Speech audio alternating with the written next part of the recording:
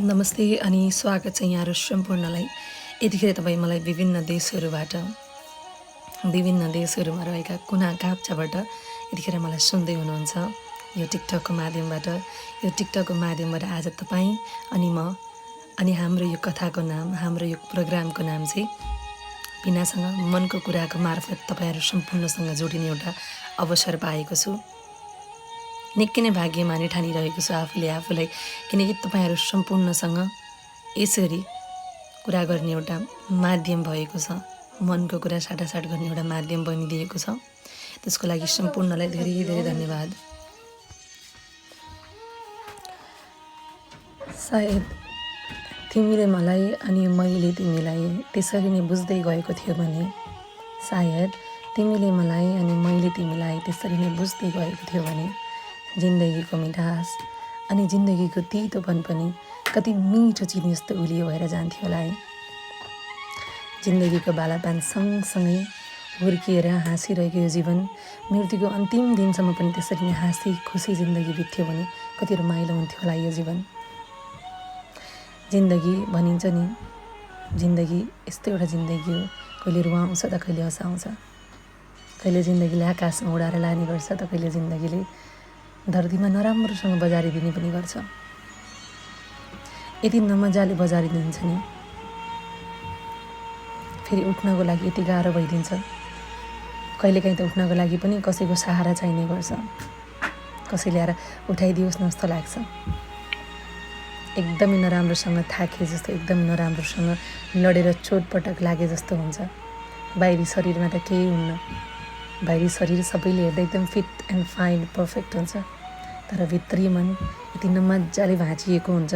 हरेक टुक्रा टुक्रा जोड्नलाई हजारौँ दिन लाग्छ, जसरी कसैलाई टुटाउनको लागि एक दिन लागेको हुन्छ। हजुर नमस्कार अनि स्वागत छ यहाँहरू सम्पूर्णलाई। यतिखेर तपाईँ पूर्वी नेपालमा रहेको इटहरीबाट यो आवाजलाई सुन्दै हुनुहुन्छ र यस कार्यक्रम मार्फत तपाईँहरू सम्पूर्णसँग यसरी मेरो आवाजको माध्यमबाट तपाईँहरू सम्पूर्णसँग कुराकानी गर्न पाउँदा साह्रै नै खुसी लागेको छ। र यस कार्यक्रमको एउटा मात्र स्लोगन हो, तपाईँहरूसँग र तपाईँहरूले जिन्दगीमा भोगेका कुराहरू र तपाईँहरूले जिन्दगीमा देखेका कुराहरू मलाई लेखेर पठाउने गर्नुहुन्छ र म तपाईँहरूलाई यसरी नै वाचन गरेर सुनाउने गर्छु। र हाम्रो कार्यक्रमको नाम रहेको छ बिनासँग मनका कुरा। आशा छ कार्यक्रम यहाँहरू सम्पूर्णलाई राम्रो लाग्नेछ। कार्यक्रम गरिरहेको दौरानमा यदि केही कथम कदाचित केही नराम्रो हुन गयो र केही भयो भने अहिले नै म सम्पूर्णमा क्षमा प्रार्थी छु। अब नै म कार्यक्रम स्टार्ट गर्न चाहन्छु। हिजो बचपन हुँदा पनि जिन्दगी त्यति नै समधुर नै लाग्थ्यो, जिन्दगीमा कहिले दुःखै पर्दैन जस्तो लाग्थ्यो। म हाल साउदीमा बसिरहेको छु। विभिन्न देश पनि गएँ म, विभिन्न देशमा गएर देशका रीतिथिति संस्कृति सबै बुझेँ मैले। तर बुझ्दा बुझ्दै आज विभिन्न देशहरूबाट साउदीको एउटा कुनामा बजारिएको छु म। साउदीको एउटा कुनामा यो मरुभूमिमा बसेर आफ्नो परिवारलाई सम्झिँदै आफ्नो जिन्दगी चलाइरहेको छु मैले। भनिन्छ नि, जब तिमीसँग हातखुट्टी छैन भने पनि बाँच्नका लागि केही न केही उपाय हुन्छ। हामी त हातखुट्टा भएका मान्छे, आफ्नो परिवार, आफ्नो श्रीमती सम्पूर्णलाई जिन्दगीमा दुःख गरेर खुवाउनु पर्ने। र आज म साउदीको यो मरुभूमिबाट तपाईँहरू सम्पूर्णलाई मेरो कथा लेख्दैछु। आशा छ मेरो कथा यहाँहरू सम्पूर्णले मन पराइदिनु हुनेछ र अन्तिममा प्रतिक्रिया पनि दिनुहुनेछ भन्ने आशा गर्दछु। मानिसको जिन्दगी सोचे जस्तो नहुँदो रहेछ, मानिसको जिन्दगी सोचे जस्तो नहुने रहेछ। बचपन जसरी बिते पनि, बालापन जसरी बिताए पनि केही फरक छैन। हाँस्दै खेल्दै एउटा सपनाको रङ्गीन दुनियाँमा बित्ने रहेछ बालापन। अनि बालापनमा देखेका हरेक सपनाहरू यत्तिकै पुरा भइदिन्थे। बाबा आमाको पछौरीमा समात्दै पछाडिबाट हिँड्दै, नै मलाई त्यो चाहियो, नै बाबा मलाई यो चाहियो भन्दै भन्दै अलिकति रुइदिँदा नै त्यो चिज, त्यो चाहेको वस्तु होस् या चाहेको खानेकुरा होस् या लगाउने कपडा नै किन होस्, अगाडि तुरुन्तै आइपुग्थ्यो। कति रमाइलो थियो है। तर समयको समयलाई हामी आफैले एउटा बन्धनमा राख्न सक्दैन रहेछौँ। हरेक दिन समय सँगसँगै हामी पनि बदलिँदो रहेछौँ। समयले हामीलाई समयअनुसार नै आफू जस्तै बुढो बनाउँदो रहेछ। समय कहिले हाम्रो बहसमा नै नहुने रहेछ। समय सँगसँगै ठुलो हुँदै गइयो। आमा बाउले कहिले दुःख भन्ने चिज दिएनन्। घरको एउटा मात्रै छोरो म। सायद त्यही स्वतन्त्रता आवश्यकताभन्दा बढी मायाले होला जिन्दगीको गन्तव्य नै बिस्तारै दलदलतिर जोडिँदै गयो। परिवारले दिएको त्यो माया, परिवारले जिन्दगीमा कहिले एउटा न छोरा जिन्दगीमा दुःख गर्नै पर्दैन, त्यो आवाजले कहिले जिन्दगीको दुःख के हो भन्ने कुरा नै कहिले याद भएन। सायद आज मलाई लाग्छ, सायद त्यतिखेर मलाई मेरा बुबा आमाले अलिकति तिमीले पनि यस्तो गर्नुपर्छ है भनेको थिएँ। आज यो साउदीको यो खाडीमा आएर, साउदीको यो मरुभूमिमा आएर आज यसरी बसिरहनु पर्थ्यो जस्तो लाग्दैन। तर जे भयो राम्रै भयो। र बिस्तारै बिस्तारै जिन्दगीले त्यो बाटोमा दलदलमा ल्याएर छोडिदियो। दलदलमा जाँदै थिए। त्यो वातावरण, त्यो समय अलिक भिन्न थियो मेरो लागि, एकदमै भिन्न थियो मेरो लागि। घरको एक्लो छोरो भएर होला। गाली भनेको कस्तो हुन्छ, गालीको गफ पनि थाहा भएन मलाई। परिवारको एक्लो प्याउले छोरे म। सम्पूर्णले मलाई यति माया गर्नुहुन्थ्यो। यो छोरो त हाम्रो लागि एकदमै राम्रो गर्छ यसले हामीलाई। जिन्दगीमा कहिले दुःख त के, एउटा पसिनाको एक थोपा पनि चुहिएन मेरो जिन्दगीमा। र उमेर बित्दा बित्दै कक्षा 9मा पुगेको पत्तै भएन। र कक्षा 9मा पुग्दै जाँदाखेरि चुरोट गाजाको आदत बसिसकेको थियो। जति नसाको दलदलमा भासिए पनि सपना पनि आम युवाको चाहिँ ठुलै थियो, इन्जिनियरिङ पढ्ने। तर इन्जिनियरिङ पढ्नको लागि पनि एकदमै हाई पर्सेन्टेजको जरुरी हुने भएकोले गर्दाखेरि मेरो पर्सेन्टेज भने इन्जिनियरिङ पढ्नको जति आएन। जति एसएलसीको नतिजाले मलाई अलिकति खच्काएको थियो, सोचे जस्तो नतिजा नआएकोले गर्दाखेरि अलिकति आफूले आफैलाई मनमा अलिकति पीडा, अलिकति डिमोट भयो जस्तो लाग्यो। चुरोट गाँजा अन्य दलदलमा फसे पनि सपना त मेरो आम युवा जस्तै न त थियो। मेरो सपना पनि इन्जिनियर बन्ने थियो। मेरो परिवारलाई इन्जिनियर बनेर सम्पूर्णका सामु देखाउने थियो। तर भाग्य, मेरो एसएलसीको नतिजा त्यति राम्रो नभएका कारणले गर्दाखेरि मैले इन्जिनियरिङ कलेज भर्ना हुन पाएन। त्यसपछि बाध्यताले व्यवस्थापक तथा मानविकी शिक्षा यिनीको सामान्यमा पढ्न थालेँ म। जनजीवनको बोलीचाली भाषा क्रमशः जोइन गरियो। कमर्स जोइन गर्दा गर्दै समय बितेको पत्तै भएन। भनिन्छ नि, जब समय बित्दै जान्छ, दिन ढल्किँदै जान्छन्, मानिसको उमेर पनि दिन प्रतिदिन बढ्दै जान्छ। मलाई पनि यस्तै भयो। जब कमर्सको विद्यार्थी भएर कलेजमा गइयो, त्यो कलेजको रङ्गीन दुनियाँ अनि त्यो कलेजको हर वातावरणले मलाई पनि लोभ्याउँदै लग्यो। त्यो कलेजको त्यो इन्भाइरोमेन्टले मलाई छुट्टै दुनियाँमा लगिदियो। हिजो कलेजसम्ममा म इन्जिनियरिङ पढ्छु भनेर जुन दलदलमा थिएँ भए तापनि आज म इन्जिनियरिङ पढ्छु भनेर मैले आफूलाई एउटा पूर्ण रूपले तयार गरेँ पनि मेरो नतिजाको कारणले गर्दाखेरि आज म एउटा कमर्सको विद्यार्थी भएँ। तर पनि म खुसी थिएँ। उमेर बढ्दै जाँदाखेरि तपाईँ हामी सम्पूर्णलाई प्रेम हुने गर्छ। भन्नुहोस् त, तपाईँहरूलाई प्रेम भएको थियो कि थिएन? हो, जस्तो तपाईँहरूलाई प्रेम भएको थियो मलाई पनि त्यस्तै प्रेम भएको थियो। फिल्ममा भन्ने गर्छ नि, जब कसैसँग माया बस्छ तब सातरङ्गी इन्द्रणीहरू देखिन थाल्छन्, मनमा छुट्टै किसिमको आवाज बज्न थाल्छ। त्यस्तै भयो मलाई पनि। प्रेम अन्धो हुन्छ भनेर सायद मैले त्यतिखेरै थाहा पाएँ। र प्रेम अन्धो हुन्छ भनेको सायद सत्य रहेछ। यत्तिकैमा आफूभन्दा एक ब्याज सिनियर एउटी केटीसँग मन मिल्न गयो। मायाले जातभात उमेर नहेरे पनि यो समाजले हेर्दो रहेछ। तपाईँ जति ठुलो देशमा बसेर किन नआउनु, जति ठुलो देशको भाषा शैली पढेर किन नआउनुहोस्, बुझेर किन नआउनु। तपाईँको समाजले सबै कुरालाई गर्छ। उमेर बित्दै जाँदा, समय बित्दै जाँदा आफूभन्दा एक ब्याच सिनियर केटीसँग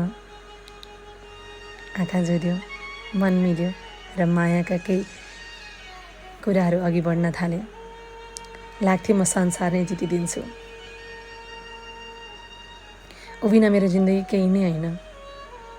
सायद यस्तै केटी त मैले जिन्दगीमा पाउँदिनँ पनि थियो होला। भगवान्ले मलाई बनाएकै उसकै लागि जस्तो। ओहो, माया न हो यो माया भन्ने चिज। यो मायाले मान्छेलाई कस्तो आभास गराउँछ है। र हाम्रो प्रेमको कुरा समाजले अलिक पचाएन, पचाउँथ्यो पनि कसरी। ऊ मभन्दा जेठी थिइन् र मभन्दा सिनियर थिइन्।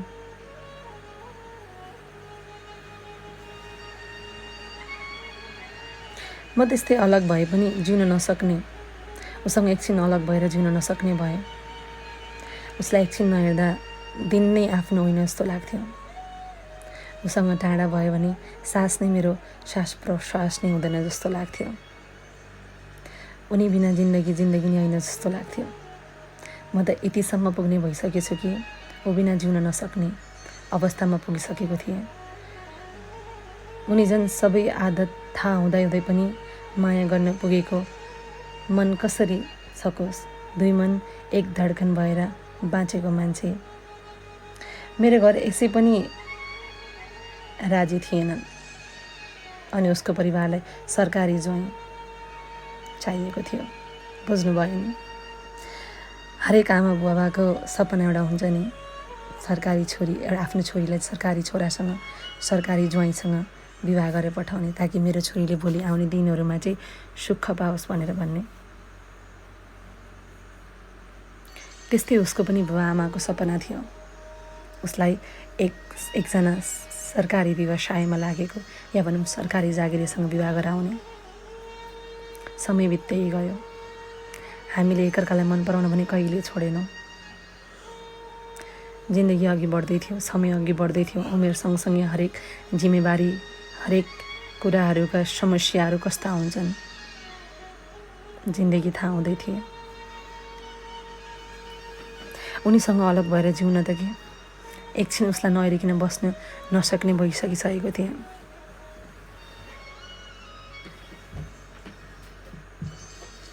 किनभने यो माया भन्ने चिज नै यस्तो रहेछ। कोहीसँग जब आफ्नो भएर लागिन्छ नि, मायाले न जात न भात न उमेर केही भन्दैन रहेछ। मायाले त सिर्फ एकअर्काको धड्कन, विश्वास जित्दो रहेछ। अनि म पनि त्यही विश्वास, त्यही मायाको परिबन्धमा पढ्दै अघि बढ्दै गएँ। उनीसँग कलेजको बहानामा हरेक दिन भेट हुन्थ्यो। कलेजकै बहानामा अनेकौँ ठाउँमा गएर कफी पिइन्थ्यो, चिया पिइन्थ्यो। उसको हात पहिलोचोटि जब समाएको थियो, ओहो, लाग्थ्यो म जस्तो भाग्यमान यो संसारमा कोही छैन जस्तो लाग्थ्यो। जिन्दगी यसरी अघि बढ्दै थियो। खुसी थिए।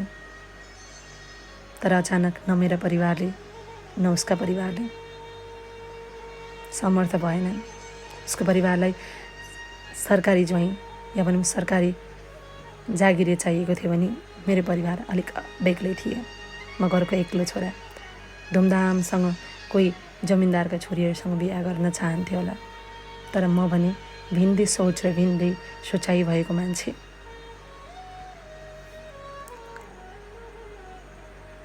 हामी दुईजना एकअर्का बिना बाँच्नै नसक्ने भइसकेका थियौँ।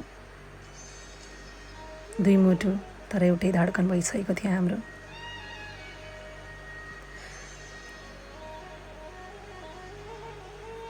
त्यसपछि हामीलाई दुवैतर्फबाट एकदमै नराम्रोसँग दबाब आउन थाल्यो। परिवारको दबाब सँगसँगै पनि हामीले भने एकअर्कालाई माया गर्न कहिले छोडेनौँ।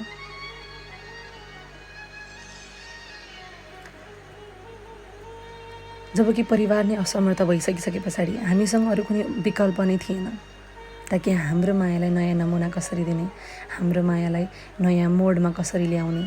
उसका परिवार भने मलाई पटक्कै मन पराउँदैन थियो। किनभने म भर्खर पढ्दै गरेको विद्यार्थी थिएँ।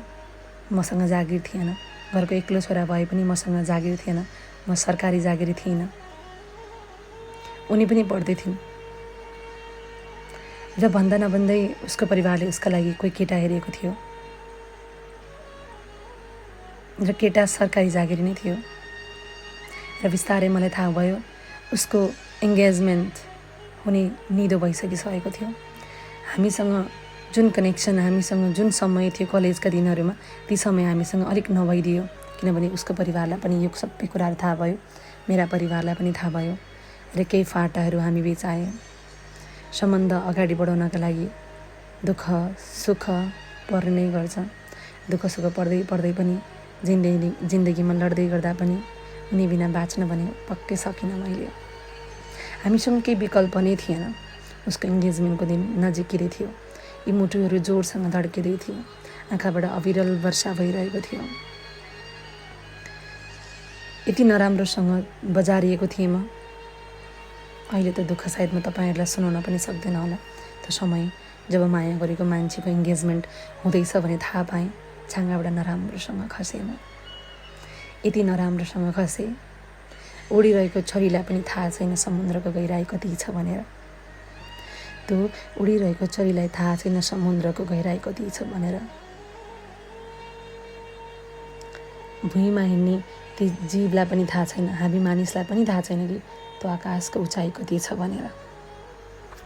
जब पर्छ, जब हामी बजारिन्छौँ, तब मात्रै दुःख, चोट, यी सबै कुराहरूको थाहा हुने गर्छ। त्यस्तै मलाई पनि त्यतिखेर त्यस्तै भयो। त्यो चोट अहिले म यी वचनहरूमा भन्नै सक्दिनँ मलाई कस्तो भएको थियो त्यतिखेर भनेर।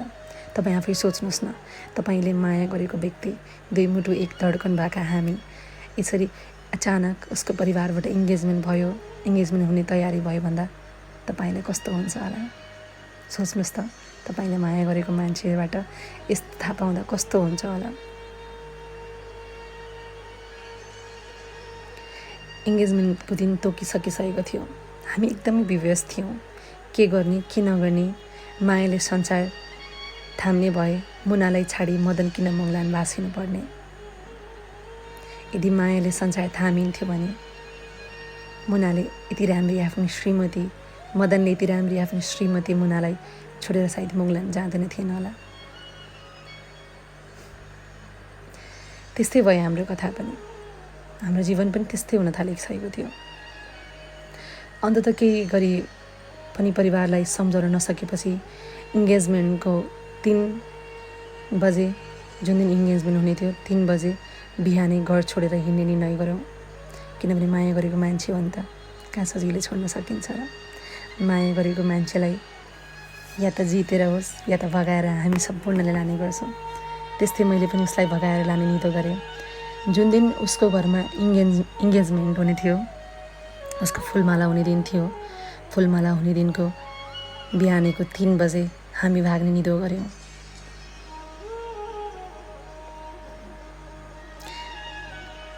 मायाका विरोधी यी समाज अनि परिवार विपरीत हामी भागेर विवाह गऱ्यौँ। भागेपछि त विवाह नगरी हाम्रो कुनै निचोड नै थिएन। परिवारसँग भागेका हामी घरको एक्लो छोरोमा दुःख कहिले नदेखेको मैले। जिम्मेवारी के हो, दुःख कस्तो हुन्छ, सुखै सुखमा मातिएको मलाई जिन्दगीमा दुःख के थियो मलाई केही थाहा थिएन। मसँग केही चिजको एक्सपिरियन्स पनि थिएन। काम कहिले नगरेको म, अल्लारेर बाउ आमाको एक्लो प्यारो प्याउले छोरो भएर हिँडेको म। आज मैले एक्कासी कसैकी छोरी र मैले माया गर्ने मान्छेलाई आज मैले आफ्नो श्रीमती बनाएको छु। उसको परिवारले सरकारी ज्वाइँ खोजेका थिए, तर म सरकारी ज्वाइँ परिनँ। म त निस्वार्थ चोखो मनदेखि माया गर्ने मान्छे थिएँ र मैले उसलाई चोखो माया गरिरहेको थिएँ र उसले पनि मलाई एकदमै चोखो माया गरिरहेकी थिए। सम्बन्ध एकदमै यति गाढा हुँदै गयो। आज हामीले उसका बाबाआमा र मेरा बाबाआमालाई छोडेर हामीले विवाह गर्ने निधो गऱ्यौँ र हामी विवाह बन्धनमा बाँधियौँ। त्यो दिन अझै पनि सम्झन्छु। त्यो विवाहको पहिलो दिन जब मैले उसको सिउँदोमा जब सिन्दुर लगाएँ, म जस्तो भाग्यमानी यो संसारमा छैन जस्तो लाग्थ्यो मलाई। सायद सम्पूर्णको जीवनमा अलिकति उतार चढाव त आउँछ नै होला। मेरोमा पनि आए। परिवारमा छोडेको केही दुःख मलाई पनि थियो, तर परिवारलाई छोडे भन्दा पनि आफूले माया गर्ने मान्छे आफूसँग आँखा अगाडि बिहा हाने उसले ए हजुर छ्यालिनुहोस् न भन्दै गर्दाखेरि लाग्थ्यो यो संसारको राजा नै मै हुँ। अब मलाई यो संसारकै कोही पनि चाहिँदैन। बाँच्नको लागि दुःख पनि गर्नु पर्दैन। ऊ भएर म भए हामी एकअर्काले एकअर्काको आँखामा हेरे जिन्दगी अब त्यसै कट्छ जस्तो लाग्थ्यो मलाई। खानेकुराहरूको अभाव हुँदै गयो, लाउने कुराहरूको अभाव हुँदै गयो, जिन्दगीलाई चलाउन गाह्रो पर्दै गयो। मायाले मात्रै संसार नथामिँदो रहेछ। मायालाई जीवित राख्नका लागि आफू पनि बाँच्न जरुरी हुने रहेछ। त्यस्तै गरी जागिर अनि आफ्नो आम्दानीको बाटो केही नभएको कारणले शिक्षालाई दुवैजनाले नियमित गर्न सकेनौँ, किनकि घरमा नभनी विवाह गरेका हामी घर परिवारले सहयोग गर्ने त कुरै भएन।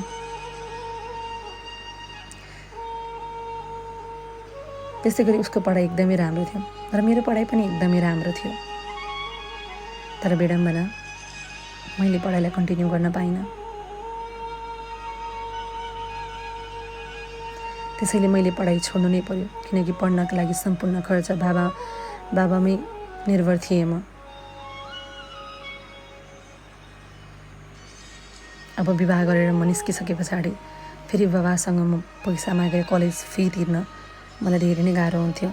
म सक्दिनँ थिएँ, मलाई त्यो आँटै आउँदैन थियो।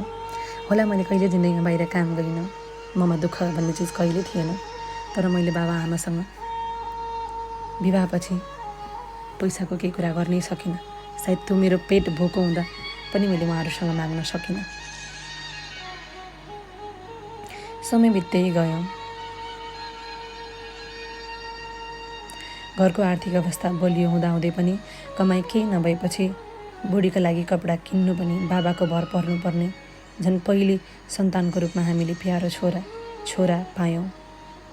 समय जस्तो सुकै बित्दै गइसके पनि कहिले लड्यौँ, कहिले उठ्यौँ, कहिले केही मनमुटावहरू पनि भयो होला।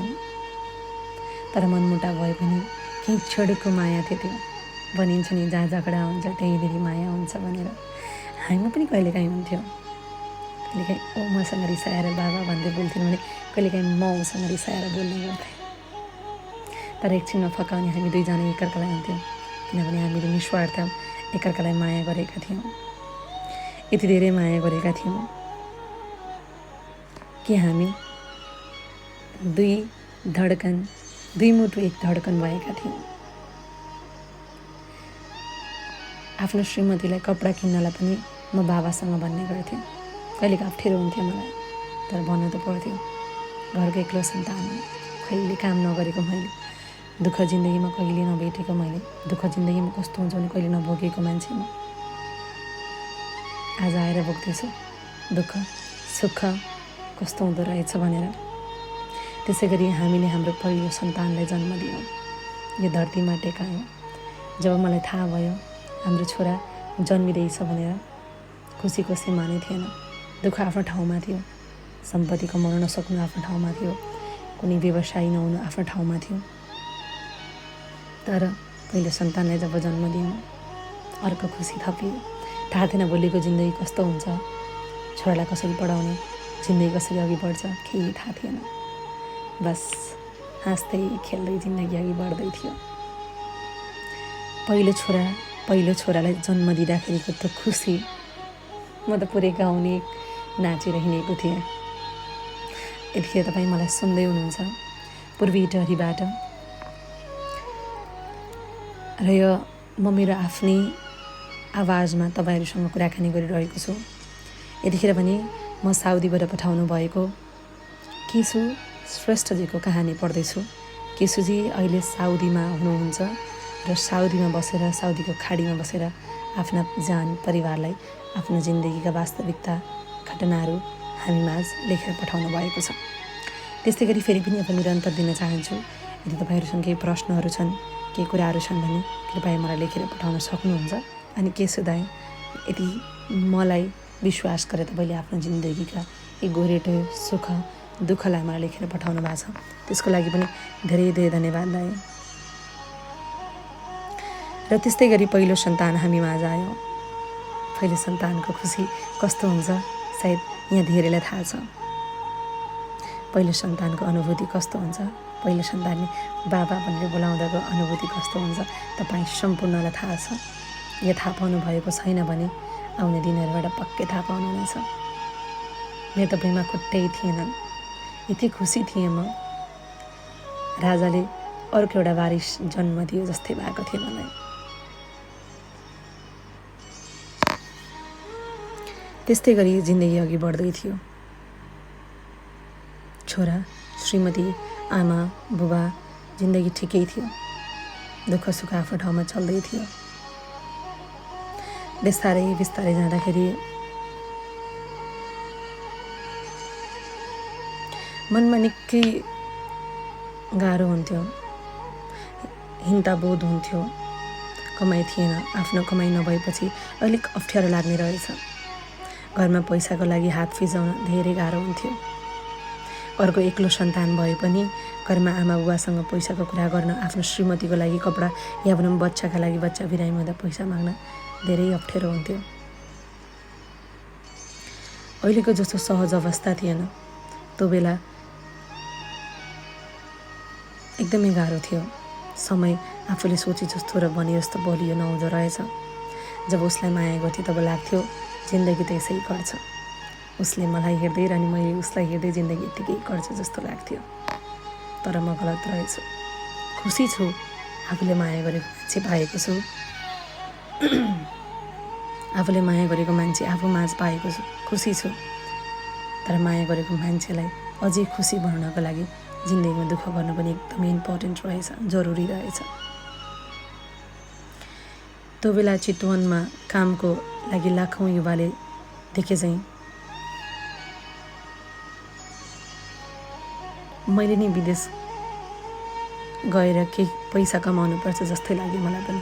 मेरा परिवारका लागि मैले विदेश जानै पर्छ जस्तो लाग्यो। त्यो समय अमेरिका, अस्ट्रेलिया जानका लागि धेरै पैसा लाग्ने गर्थ्यो। मेरो परिवारले सायद मैले त्यतिखेर भनेको थियो भने सायद मेरो परिवारले मलाई सहयोग गर्नुहुन्थ्यो होला।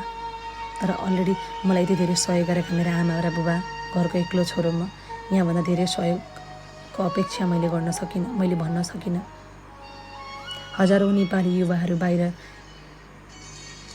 रोजगारीको लागि जाने, जस्तै गरी मैले पनि आफ्नो निधो बनाएँ।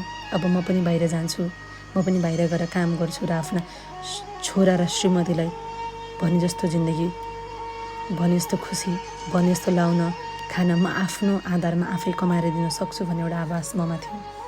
र मैले जिन्दगीमा देखेको सपना त्यही थियो। मलाई धनी हुनु थिएन, धनी भएर ठुल्ठुला महल, गाडी, बङ्गला बनाउनु थिएन।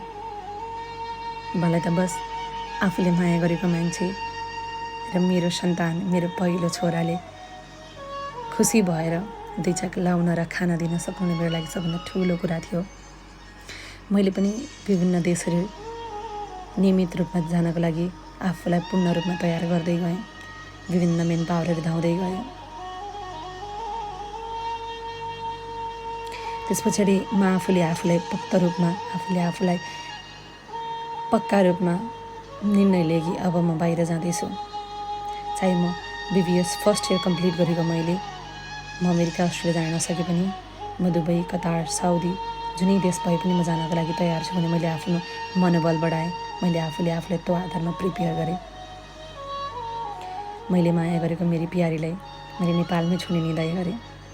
अनि हरेक दिन रुँदै भन्थिन्, नेपालमै केही गरे हुन्न र, छोरा सानो छ, छोरालाई अलिक बढ्न दिनुहोस् न, म पनि पढाइमा ट्यालेन्ट छु, हामी के गरौँला नि, हुँदैन भने हरेक दिन रुँदै भन्ने गर्थिन्। हरेक रात जब हामी खाना खाएर कोठाभित्र पस्ने गर्थ्यौँ उनीहरू रुन थाल्थिन्, एकदमै मन दुखाएर रुन थाल्थिन्।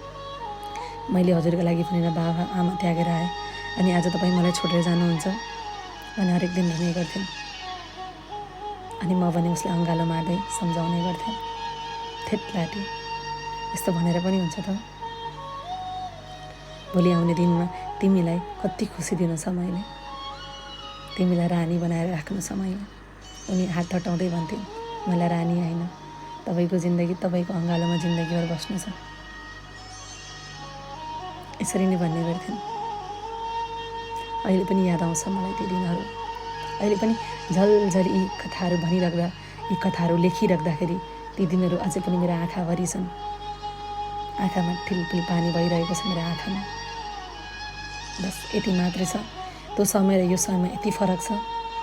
हिजो देखेका सपना र आज भोगेका वास्तविकताहरूमा अलिकति के फरक छन्। अहिले म साउदीमा छु। साउदीको यो मरुभूमिमा आफ्ना परिवारका लागि अझै पनि मरिमेटी काम गरिरहेको छु।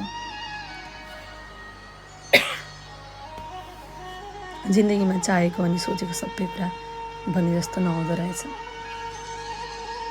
यदि सायद हुन्थ्यो भने आज म यो खाडीमा यो देशमा आएर यसरी घोटिरहनु पर्दैन थियो होला। पढाइमा पनि अब्बल म फर्स्ट इयर कम्प्लिट गरेको। नेपालमा पनि कुनै राम्रो जागिर त पाउँथेँ नि होला। तर नेपालमा भने जस्तो सजिलो कहाँ छ र। त्यति ठुलो पहुँच थिएन, कामको एक्सपिरियन्स थिएन। जिन्दगी यत्तिकै बित्दै थियो, चल्दै थियो। आफूले बाहिर जाने निदो गरिसकेको म विभिन्न मेन पावरहरू धाउँदै थिएँ।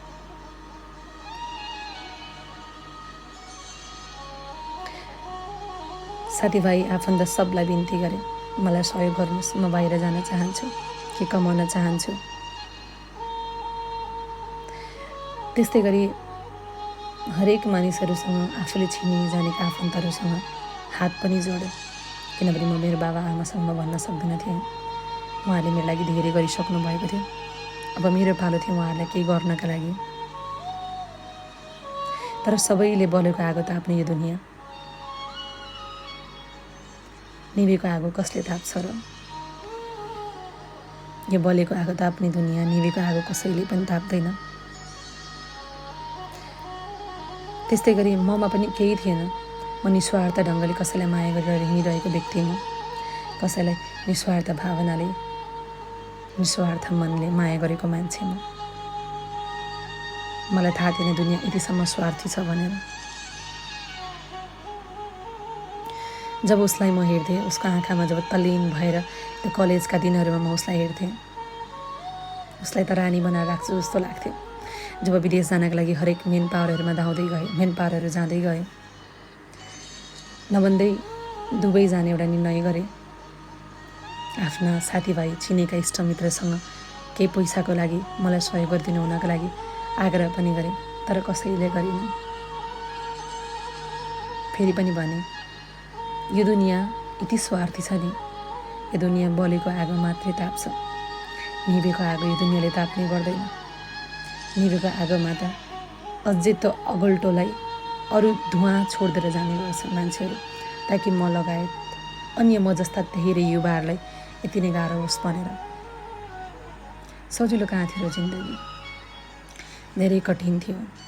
2007तिरको समय 1000 रुपियाँ बोकेर आएको मान्छे म। गाडी भाडा सबै गरेर पनि त्यही 1000बाट बचाएर सानो बाबुलाई लेज, खेलौना लग्थेँ म। त्यतिखेर त्यस्तो लाग्थ्यो जिन्दगी बेकार छ, जिन्दगी जिउनुमा धेरै कठिन छ, सोचे जस्तो जिन्दगी नहुँदो रहेछ। जब मेरो घरबाट म विभिन्न मेन पावरहरू जाँदै गर्दाखेरि गोजीमा सिर्फ 1000 रुपियाँ हुन्थ्यो। घरमा सानो दुधे बालक, उसलाई के थाहा बाबा के गर्न गएको छ भनेर।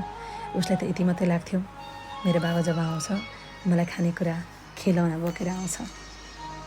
त्यो 1000 रुपियाँ नेपालको नेपाली पैसाले म मेन पावर पनि जान्थेँ।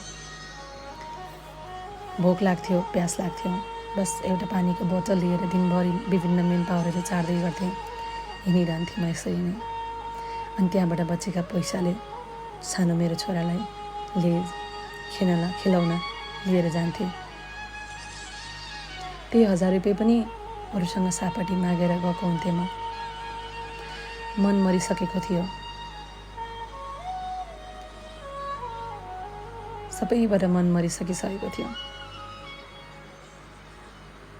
अब कसो गर्ने होला, के गर्ने होला, हरेक दिन यिनी कुराहरूले मनलाई आगोले पोले भन्दा बेसकन पोल्ने गर्थ्यो।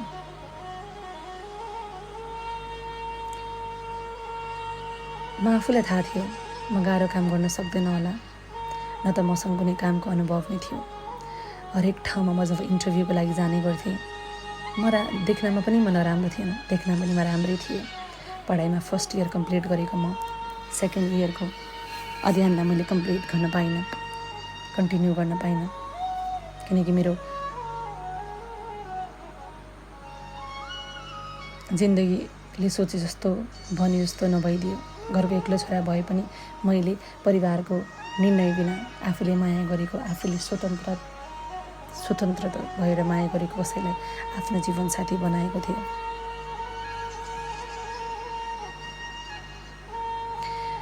म 20 वर्षको हुँदासम्म मैले कहिले काम गरेको थिएन।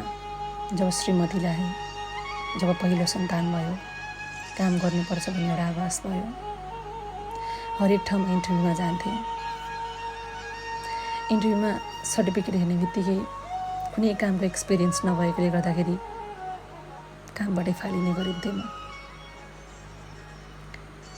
अघि भने चाहिँ संसारले बलेको आगो ताप्छ, यो स्वार्थी दुनियाँले बलेको आगो ताप्छ। म त एउटा निभेको अगुल्टाना थिएँ।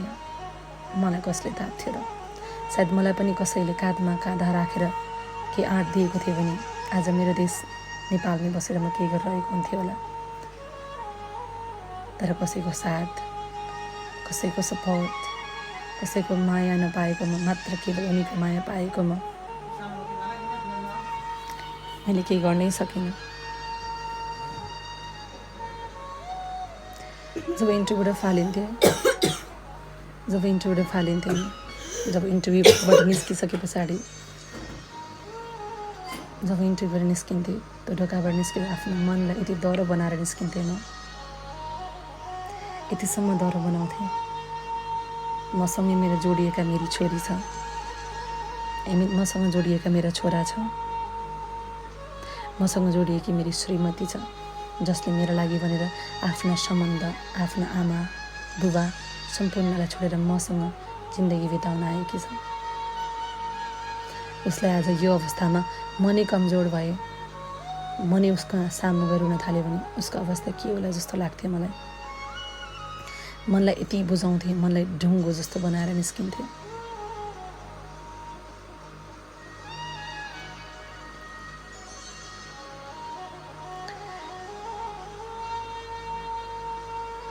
जब ढुङ्गो मन गरेर काठमाडौँदेखि फर्किन्थेँ, मन बुझाउने कुनै बाटो हुन्थेन। बस एउटा दुःखमा पीडामा साथ दिने मेरो जीवनसाथी मात्र थिइन् मसँग। उनी भन्ने गर्थिन्, केही छैन, हाम्रा पनि दिन आउँछन्। हामीले कसैको नराम्रो र कसैको कुभलो चिताएका छैनौँ। सम्पूर्णलाई राम्रो गरिरहेका छौँ। कसैको नराम्रो गरेर एक पैसा खाएका छैनौँ। हाम्रो पनि दिन आउँछ। यसरी नै भन्ने गर्थिन् मलाई हरेक दिन। मन कता कता फुरुङ्ग हुन्थ्यो, साँच्चीकै हो कि जस्तो लाग्थ्यो। काश त्यतिखेर भोलि बिहानको सूर्य उज्यालो हुने सँगसँगै ती कुराहरू भइदिएका थिए भने सायद त्यसैले नै भनिएको होला, हामीले चाहेको कहिले पुरा हुँदैन। र निस्किसके पछाडि गुडिरहेको बस, अनि दिनभरिको थकान, अनि त्यो झ्यालबाट खोलामाथिको डाँडा काँडा पहाडहरूको त्यो घरहरू हेर्दै जाँदाखेरि मानिसहरू यसरी पनि आफ्नो जीवनहरू बिताइरहेका छन्, उखाली ओह्राली गरेर। जिन्दगी जिउनका लागि खाना र बस्नलाई एउटा ओत नै चाहिने रहेछ, त्योभन्दा अरू जिन्दगीमा केही नै चाहिँदैन रहेछ जस्तो लाग्थ्यो। र उनीहरूलाई जब त्यो गाडी चलिरहन्थ्यो आफ्नै गतिमा, जब ती झ्यालबाट हेर्थेँ म, तब मलाई त्यही नै लाग्थ्यो। फेरि केही आवाजहरू, फेरि मनमा केही ऊर्जाहरू आउने गर्थ्यो। यसरी नै उनीहरूलाई हरेस खाइसकेको मेरो मनलाई म बुझाउने गर्थेँ। हरेक मान्छेले दुःख सुखमा जीवनयापन गरिरहेको छन् भने म त पढे लेखेको मान्छे, मेरी श्रीमती पनि पढी लेखेकी छिन्, म किन यति चाँडो हार खाने जस्तो लाग्थ्यो मलाई। यसरी नै मन बुझाउँथेँ। तर पनि कहिलेकाहीँ हरेस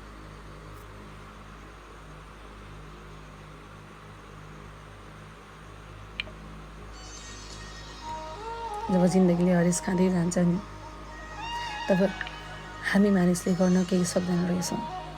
तर मैले आफूलाई एकदमै डह्रो बनाउँदै गएँ। मैले मेरो लागि भन्दा पनि मैले यी दुईजनाको लागि र मैले मेरो आमा र बाबाको लागि के गर्नुपर्छ जस्तो लाग्थ्यो मलाई। र मैले हरेक दिन लड्न भने कहिले छोडिनँ। बिस्तारै बिस्तारै बिस्तारै जीवन चल्दै गयो। हरेक ठाउँमा कोसिस गरेँ, हरेक ठाउँमा जान्थेँ इन्टरभ्यूको लागि।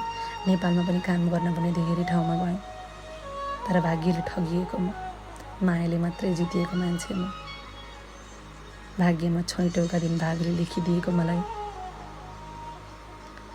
जिन्दगी जिउनलाई अलिक कठिनाइ हुँदै गयो। मायाको एकदमै एकदमै एकदमै धनी व्यक्ति म, तर व्यवहारले जिम्मेवारीले मलाई गरिब बनाउँदै थियो। त्यस पछाडि हरेकचोटि इन्टरभ्यूमा फालिएको म,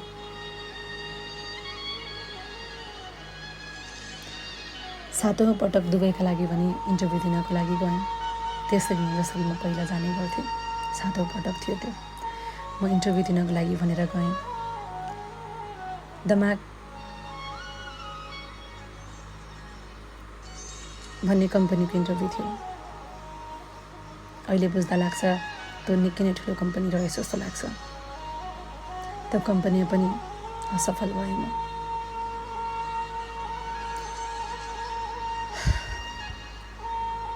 सातौँचोटि फालिएको म, मन बुझाउन कस्तो धेरै गाह्रो भएको थियो मलाई। सोचेको जस्तो कुरा पुरा नभइदिँदा, चाहेको जस्तो पुरा नभइदिँदा घरबाट श्रीमती, छोरा, आमा र बुबालाई म इन्टरभ्यूको लागि जाँदैछु भने छुट्टै एउटा खुसी दिएर हिँडेको मान्छे म फेरि पनि इन्टरभ्यूमा फेल भएँ। मेरो एक्सपिरियन्स पुगेन रे।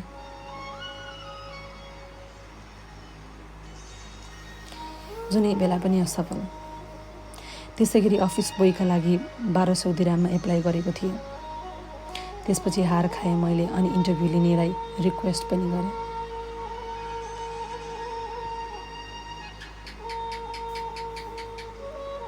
मलाई कुनै पनि हालतमा बाहिर जानु छ, मेरो परिवारलाई के सुख दिनु छ, मेरो परिवारलाई एउटा खुसी दिनु छ भन्दै रोएर चिच्याउन थालेँ म, कराउन थालेँ। आफ्नो दुःख उनी सामु, इन्टरभ्यू लिने मान्छे सामु आफ्नो दुःख राख्न थाल्दै थिएँ म।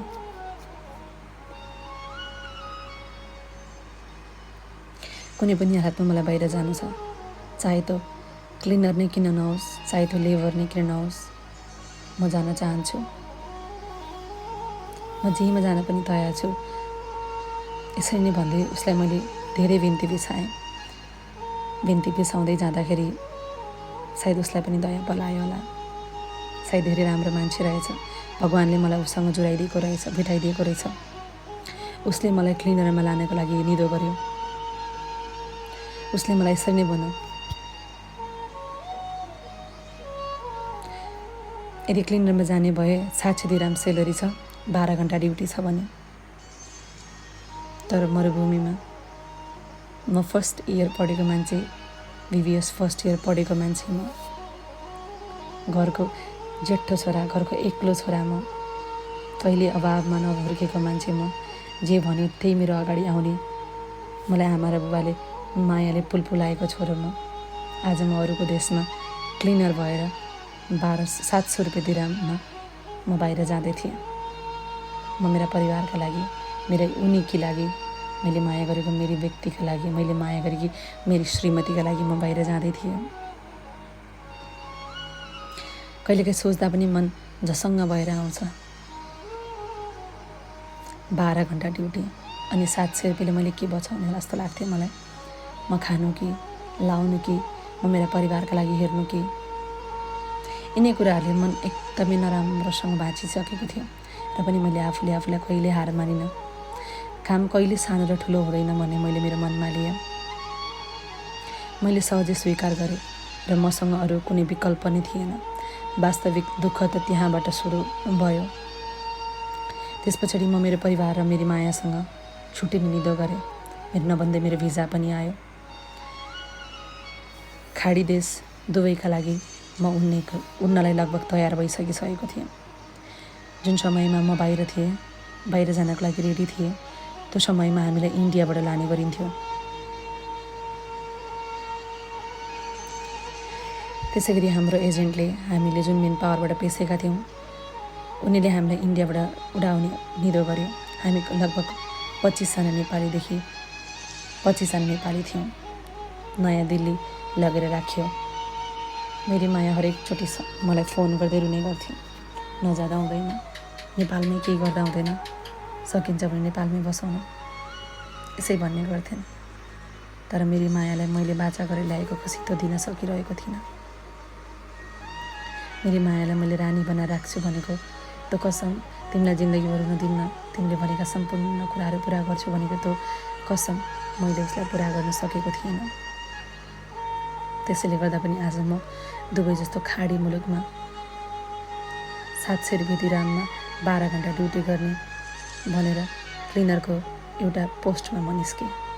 जब घरबाट निस्केर उसको अनुहार सम्झिन्छु म अझै पनि आँखाभरि टिलपिल आँसु लिएर सिउँदोभरि रातो डुटो सिन्दुर लगाएर काखमा त्यो दुधे छोरालाई बोकेर यति मजाले रुँदै थिइन्। मलाई लाग्थ्यो मैले गरेर उसले पनि दुःख पाइन् जस्तो लाग्थ्यो।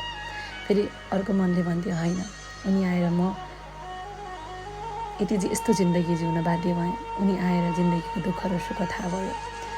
उनी आएर जिन्दगी के हो भन्ने कुरा थाहा पाए जस्तो लाग्थ्यो मलाई।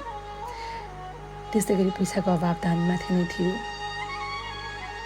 अलिकति भारतीय रुपियाँ साटेर पैसा पनि साटेको पैसाले पानीसम्म खान पुगेको थियो। उसो त मसँग पैसा नै कहाँ हुन्थ्यो र ज्यादा। बस 2-4 दिन सबै आधी पेट खाएँ, भोकै बस्यो। त्यो दिन अझै पनि याद छ, सेप्टेम्बर 7। त्यो सेप्टेम्बरको रात म अझै पनि सम्झिरहेको छु। त्यो सेप्टेम्बरको राति, त्यो सेप्टेम्बर 7 तारिक म मेरी मायालाई छोडेर, म मेरो देश नेपाललाई छोडेर, मेरो सानो दुधे बालक छोरालाई छोडेर म खाडी मुलुकतर्फ लाग्दै थिएँ। जति बाटोहरू जाँदै थिएँ, जति बाटोहरूबाट म मेरी मायाबाट टाढा हुँदै थिएँ, जति टाढा जाँदै थिएँ उति नै मेरी मायाको याद आइरहेको थियो मलाई। म बिना उनी कसरी बस्छिन् होला, म बिना उसले आफ्नो जिन्दगी कसरी चाल्छिन् होला। उसलाई राति डर लाग्थ्यो, चट्याङहरू पर्दा उसलाई एकदमै डर लाग्थ्यो। म बिना कसरी बस्छिन् होला, ओहो बाबा भन्दै कसलाई बोलाउँछिन् होला। यिनी सपनाहरू थियो। कलेजका दिनहरूलाई एकदम नराम्रोसँग सम्झिएँ मैले। पैसा मसँग ज्यादा थिएन। इन्डियाको गान्धी इन्टरनेसनल एयरपोर्टमा थिएँ म। त्यो एयरपोर्टमा बसेर आधा पेट खाना खाँदा पनि मेरी मायाले खाइन् कि खाइन् होला जस्तो लाग्थ्यो मलाई। छोराले मलाई बाबा भनेर कति खोज्यो होला जस्तो लाग्थ्यो मलाई। मनभरि लाखौँ पीडाहरू, लाखौँ प्रश्नहरू लिएर हिँडेको म सेप्टेम्बर 7 का दिन गान्धी इन्टरनेसनल एयरपोर्टदेखि हाम्रो यात्रा दुबईको आबुधाबीको लागि उडान भयो। दुबईको आबुधाबी भनेको एउटा सिटी, भिन्न सिटी भनेर चिनिन्छ। हरेक सिटीमा आफ्नै राजाहरू हुने, आफ्नै नियम र कानुन हुने त्यहाँ गर्दो रहेछ। नभन्दै आबुधाबी पनि पुग्यो। नयाँ ठाउँ, नयाँ परिवेश, नयाँ भाषा, 12 घन्टा काम, अनि त्यहाँको गर्मी त छँदैछ।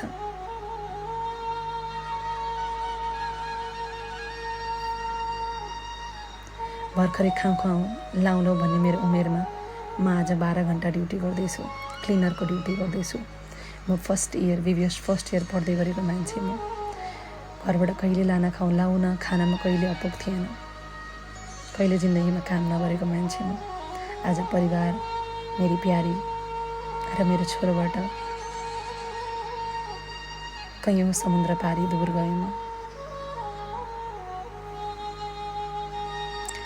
यही थियो मनमा, जहिले पनि आश थियो।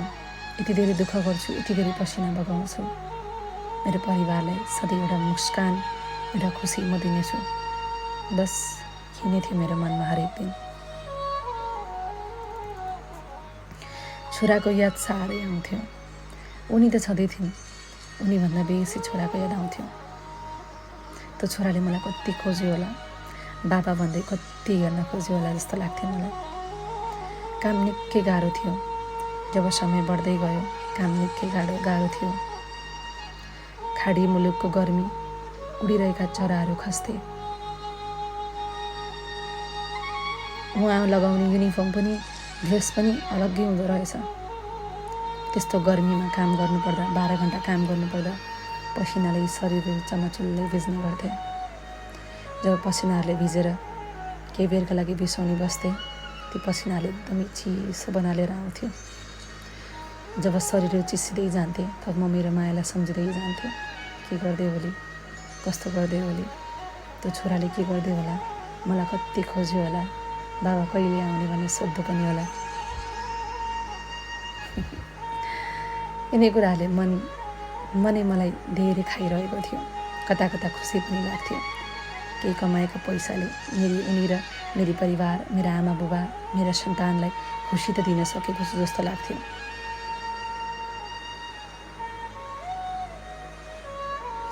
घरिघरि त लाग्थ्यो छुटेर भर्खरै फर्क्यौँ, तर विदेश थियो। तर विदेशलाई यसै परको देश, परदेश भनिएको रहेनछ। यसरी नै आदत पर्दै गयो। मसँगै गएका मध्ये 7 जना एकदमै दुःख भएर, काममा निकै गाह्रो भएर उनीहरू आफ्नो घरबाट पैसा झिकाएर फर्किए। तर जतिसुकै दुःख भए पनि हार कहिले मानिन। त्यति पढाइको बावजुद पनि आज क्लिनरमा काम गरिरहेको थिएँ। 7 महिना बित्दा नबित्दै क्लिनरबाट रुम बोयमा प्रमोसन भएन। त्यतिखेर खुसीको सीमै थिएन।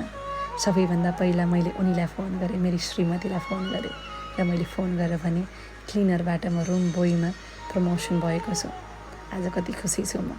मैले गरेको मेरो मेहनत, मैले गरेको मेरो दुःख आज के हदसम्म बढेको छ भन्दै सुनाएँ। उनी पनि धेरै खुसी भइन्। भिडियो कलमा कुरा भयो हाम्रो। उनी कति खुसी भइन्।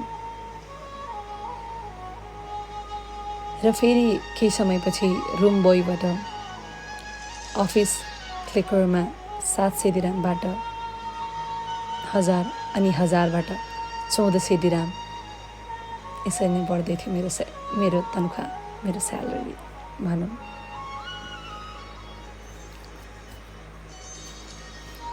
तर हरेक मानिसको आदत नहो माथि चढ्नेको खुट्टा तान्ने, आफू माथि उक्लिनु खोज्ने।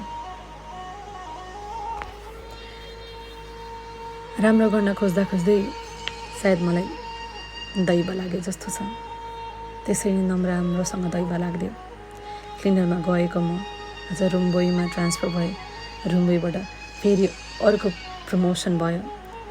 1000मा गएको म 700मा गएको म 1000 भयो। 1000बाट 1400 भएको थियो। एकदमै खुसी थिएँ म। मैले गरेको मिहिनेत, मैले गरेको दुःख, मैले खाइ नखाइ गरेको दुःख, मैले मेरो परिवारलाई खुसी दिँदैछु। मैले मेरो परिवारलाई लाउन खानामा अभुक राखेको थिइनँ। हरेक सफलताको पछाडि एउटा नारीको हात हुन्छ भन्छन्। त्यसै गरी उनी पनि मेरो जीवनमा एउटा निकै ठुलो पाठशाला बनेर आएकी थिइन्। जब पहिलोचोटि उनीलाई मैले देखेको थिएँ त कलेजको प्राङ्गणमा, यो मायाले न जात भन्दो रहेछ, न उमेर भन्दो रहेछ, न समय भन्दो रहेछ, न तिमी तल्लो जात, न म माथिल्लो जात, न तिमी यो, न म यो, केही भन्दो रहेनछ। कति मिठा थिए ती दिनहरू। अनि आज पनि ती दिनहरू मिठै छन्। बस समयअनुसार सबैले चल्न सिक्नु पर्दो रहेछ। हामी एकअर्काका आँखामा हेरेर जिन्दगी बिताउने कसम खान्थ्यौँ। तर एकअर्काका आँखामा हेरेर जिन्दगी बिते पनि, खुसी भए पनि यो पापी पेटलाई पाल्नका लागि भने केही न केही गर्नु नै पर्दो रहेछ। घरको एक्लो छोरा म। 20 वर्षसम्म मैले केही काम गरेको थिइनँ। भनेका र चाहेका कुरा हरेक दिन अगाडि हुन्थे मेरा।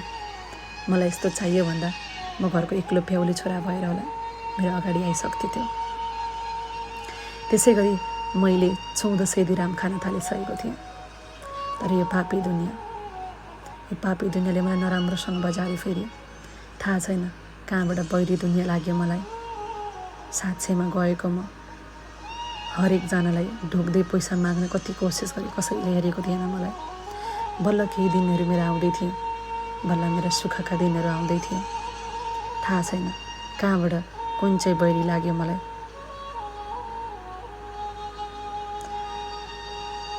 यतिकैमा एक दिन सानो कुराले आफ्नै काम गर्नेसँग झगडा हुन गयो।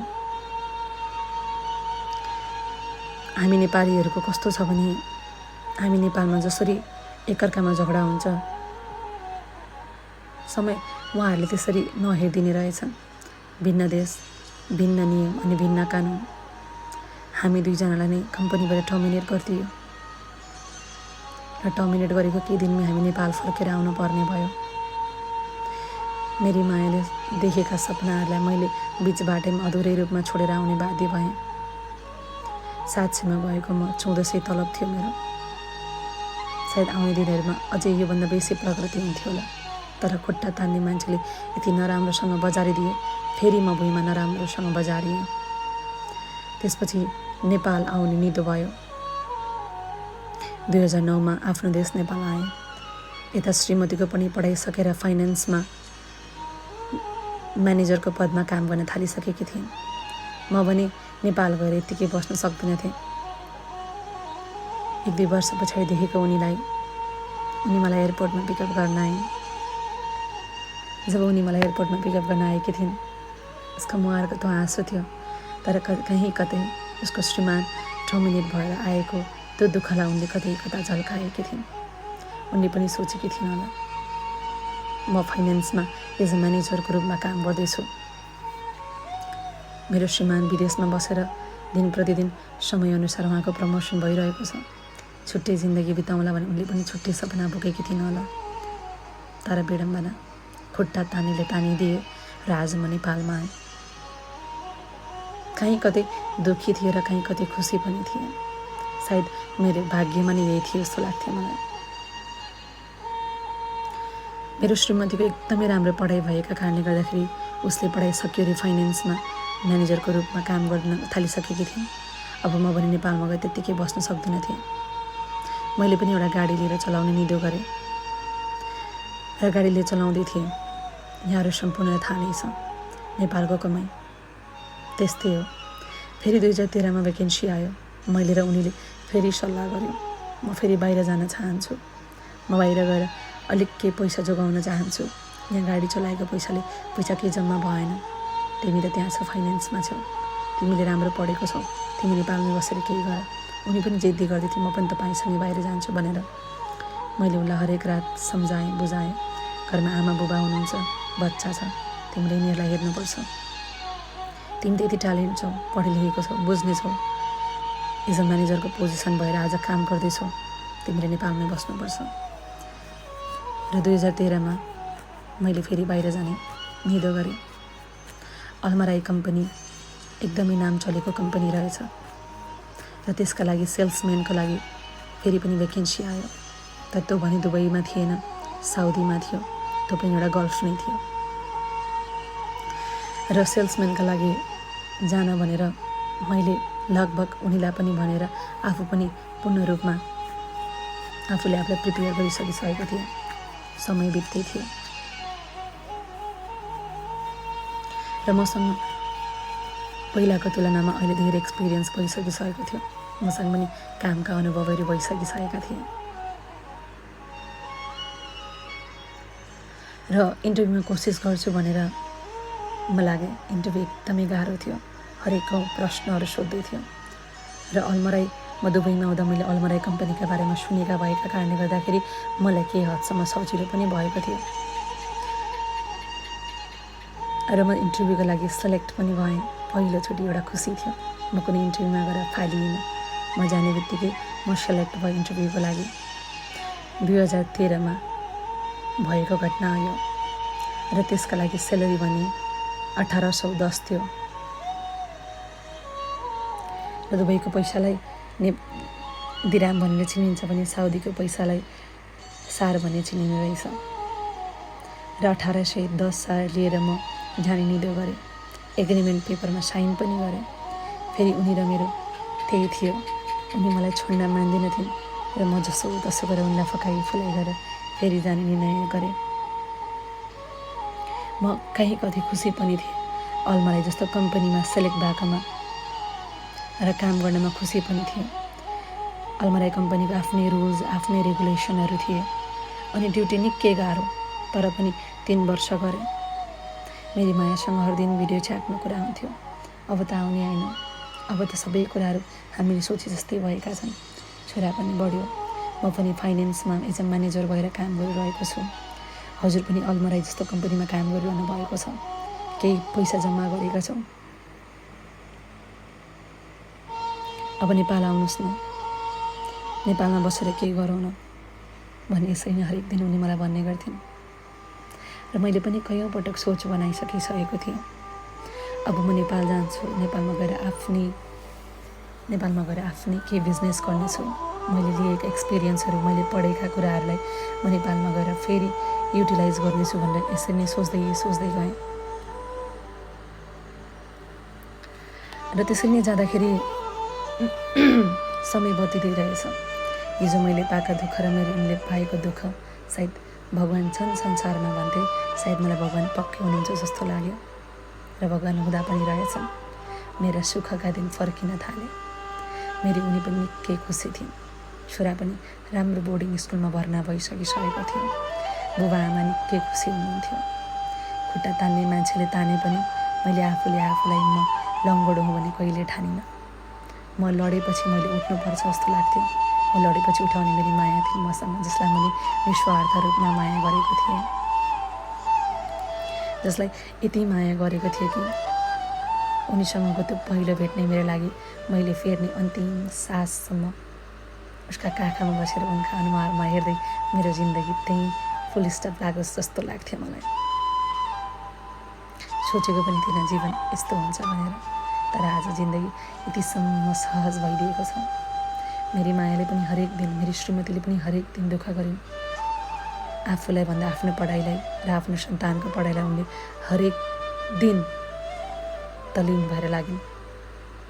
विवाह भएको केही समयपछि म बाहिर निस्किएकोमा अहिलेसम्म हामीले कयौँ दुःख सुखलाई सँगै बसेर काट्ने अवसर पाएका छैनौँ। एउटा श्रीमान श्रीमतीसँगको त्यो समय हामी अलिक मजाले साट्न पाएका त छैनौँ। तर मेरी उनी भन्ने गर्छिन्, ए हजुर भएन, जति दुःख पाउनु थियो पायौँ, जति जिन्दगीमा सोचे जस्तो नभए पनि हामी अब खुसी छौँ, हामीलाई पुग्छ, अब आउनुहोस् न नेपालमा आएर केही गरौँ न, यसरी नै हरेक दिन भन्ने गर्छिन् मलाई। र समय बित्दै गयो।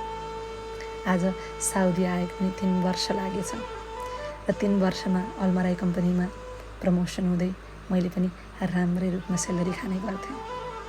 जग्गा पनि किने, घर पनि बनाएँ, सन्तानलाई राम्रोसँग एउटा शिक्षा दिन पनि सकेँ मैले। र सायद मेरा भगवान् मसँग थिए होला। कसैले नहेर्नेलाई भगवान्ले हेर्छ भन्थे, सायद सत्य रहेछ। त्यस्तै गरी एक दिन अचानक नेपालको सिजी ग्रुप वाइवाई चाउचाउको सेल्स मार्केटिङका लागि भ्याकेन्सी थाहा पाएँ। जब भ्याकेन्सी थाहा पाएँ मलाई लाग्यो मैले पक्कै जागिरका लागि अप्लाई गर्नै पर्छ। मसँग त पढाइ पनि छ, मैले त यति धेरै एक्सपिरियन्सहरू बटोलेको छु, दुःख र सुख भोग्दै आएको छु। अरूका देशमा बसेर मैले मेरो नेपाली ब्रान्डलाई झल्काउन सक्यो भने म जस्तो भाग्यमानी को हुन्छ जस्तो लाग्थ्यो मलाई। र मैले कोसिस गरेँ। अलमराई जस्तो ठुलो कम्पनी छोड्ने निर्णय गरेँ, किनकि केही पाउन केही गुमाउनु पर्छ र मैले पनि केही पाउनका लागि केही गुमाउने निर्णय गरेँ। र नभन्दै सिजी ग्रुप वाइवाई चाउचाउको इन्टरभ्यूमा म पास भएँ। खुसीको सीमै थिएन। यति धेरै खुसी थिएँ मैले मेरी उनलाई तुरन्तै फोन गरेर सुनाएँ, म हाम्रो नेपाली ब्रान्ड वाइवाई चाउचाउको इन्टरभ्यू भ्याकेन्सी एज अ सेल्सम्यानको भ्याकेन्सीमा मैले अप्लाई गरेको थिएँ र म पास भएँ। अब मलाई अलमराई जस्तो ठुलो कम्पनी त नहोला, तर नेपालका लागि सिजी ग्रुप भनेको निकै ठुलो ब्रान्ड हो। आज म त्यसका लागि पास भएँ। उनी पनि यति खुसी भइन्। उनले आफ्ना साथीभाइलाई पनि सुनाए, गर्वका साथ सुनाए, मेरो श्रीमान साउदीमा सिजी ग्रुप अफको वाइवाई चाउचाउको मार्केटिङ गर्नुहुन्छ। बाहिर अरूको देशमा, बाहिर अरबिकहरूको देशमा नेपाली चाउचाउलाई चिनाउँदै हुनुहुन्छ। यसरी उनी खुसीका साथ भन्ने गर्थिन्। र केही पाउन केही गुमाउनु पर्छ भने जस्तै मैले पनि निडरका साथ कम्पनीमा रेजिग्नेसन दिएर मैले सिजी ग्रुप जोइन गरेँ र अहिले विदेशी भूमिमा गर्वका साथ आफ्नै देशको प्रडक्ट नेपाली चाउचाउको सेल्स मार्केटिङ गर्दैछु। साउदीको दमाममा 3 जना नेपालीले आफ्नो जिम्मेवारी लिएर काम गरिरहेका छौँ।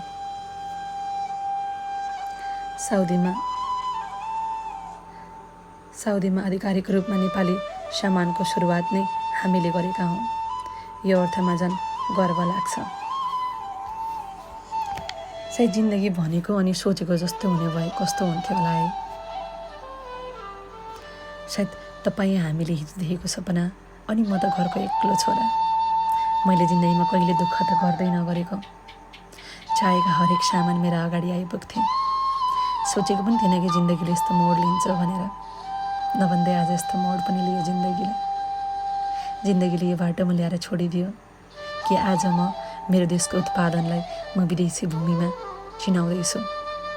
या भनौँ विदेशी भूमिमा साउदीको त्यो खडेरी, त्यो घाम, साउदीको त्यो देशमा, अरबिकको देशहरूमा हामीले नेपाली प्रडक्टलाई चिनाउने हामी नै थियौँ पहिले नेपाली।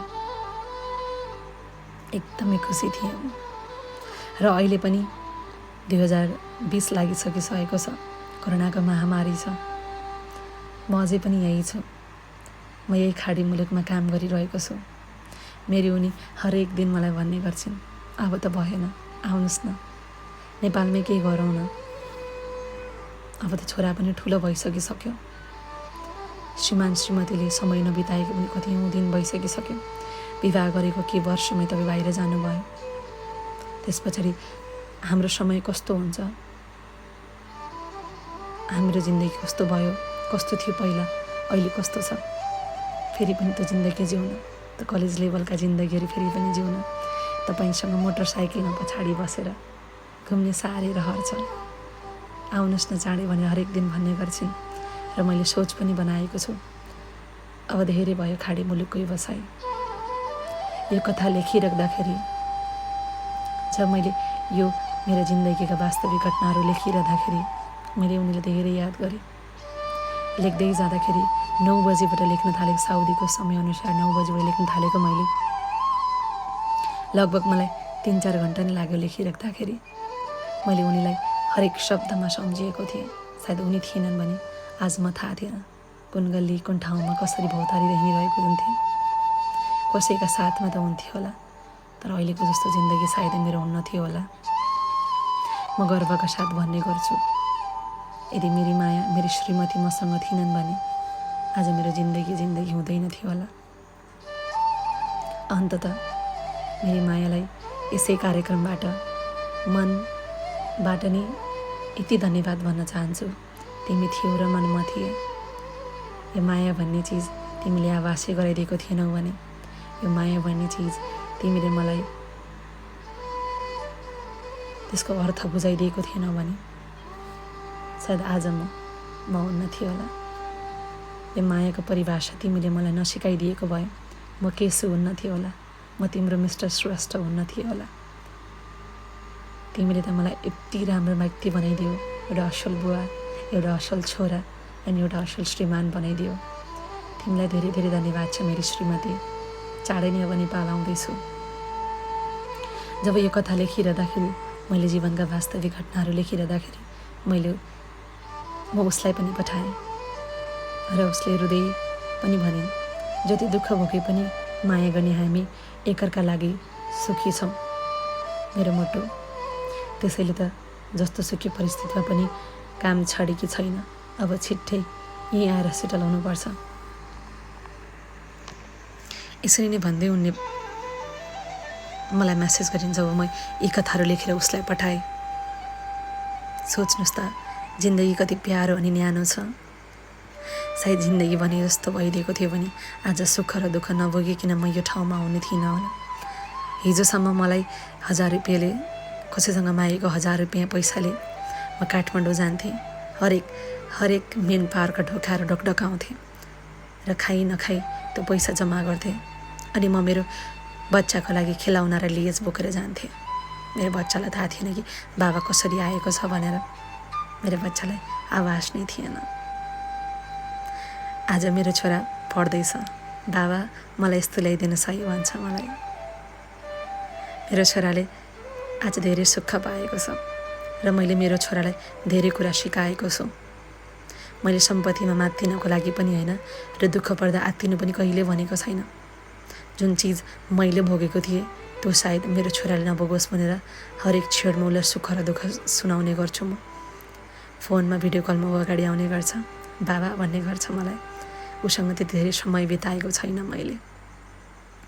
मन धेरै लाग्छ समय बिताउनका लागि, तर आफूले भनेको र चाहेको जस्तो कहाँ हुँदो रहेछ र यो स्वार्थी संसार सिर्फ बलेको आगो मात्रै ताप्छ। र आज म सबै सामु एउटा असल श्रीमान, असल बुवा र असल छोरा भएको छु। मेरी उनीले गर्दा आज मलाई यो बाटोमा ल्याएकी छिन्। सायद उनी मेरो जिन्दगीको पहिलो र अन्तिम चोइस थिइन् र मेरी श्रीमती तिमी थिएनौ भने सायद म हुन्न थियो होला। बस एउटै इच्छा छ, एउटै कामना छ। जब म मेरो जिन्दगीको अन्तिम सास फेर्दै गरेको हुन्छु त्यतिखेर तिम्रो काखमा बसेर त्यो न्यानो काखमै मैले मेरो जिन्दगीको अन्तिम सास तिम्रै काखमा छोड्न पाऊँ, तिम्रै काखमा छोड्न पाऊँ। म केशु श्रेष्ठ अहिले हाल साउदीबाट तपाईँहरू सम्पूर्णसँग कुरा गरिरहेको छु। अहिले जसको आवाजबाट तपाईँ यो कुरा सुन्दै हुनुहुन्छ आवाज उनको थियो, तर कथा अनि वेदना मेरा थिए। जिन्दगीमा मैले भोगेका हरेक घटनाहरू थिए, तपाईँहरू सामु सुनाइरहेको थिएँ मैले। मेरो कथा तपाईँहरूलाई मन पर्यो या परेन त्यो त मलाई थाहा भएन, तर जिन्दगीमा मलाई धेरै कुरा सिकाएको छ। लेख्दै जाँदाखेरि धेरै कुराहरू थिए, तर केही शब्दहरूमै मैले मेरा जिन्दगीका शब्दहरूमै अटाएको छु। 365 दिनहरूलाई मैले 10 देखि 15 शब्दहरूमा अटाएको छु। आशा छ मेरो जिन्दगीको यो कुराहरूबाट, मैले भोगेका मेरा दुःखहरूबाट तपाईँले धेरै कुरा सिक्नुभयो होला या भनौँ जान्नुभयो होला। जिन्दगीमा जति सुख दुःख नै किन नपरोस्, जिन्दगीमा लडे पनि, जिन्दगीमा बाहिरी चोट नभए पनि, मन नराम्रोसँग भाँचिए पनि उठ्नुपर्छ, फेरि पनि जिन्दगीमा के गर्नुपर्छ भन्ने एउटा आभास म तपाईँहरू सम्पूर्ण दिलाउन चाहन्थेँ। र आशा छ मेरो जीवनका वास्तविक घटनाहरूले यहाँहरू कसैलाई पनि हानि नगरोस्। नराम्रा होइन, राम्रा कुराका टिप्पणी गर्नुहोस्। सायद मलाई मेरी मायाले छोडेर पनि जान सक्थिन्, तर उनले गरिनन्, किनभने हामी एकअर्कालाई निस्वार्थ रूपमा माया गर्थ्यौँ। अहिले धेरैले भन्ने गर्नुहुन्छ यो माया त केवल एउटा खेलौना जस्तै भएको छ।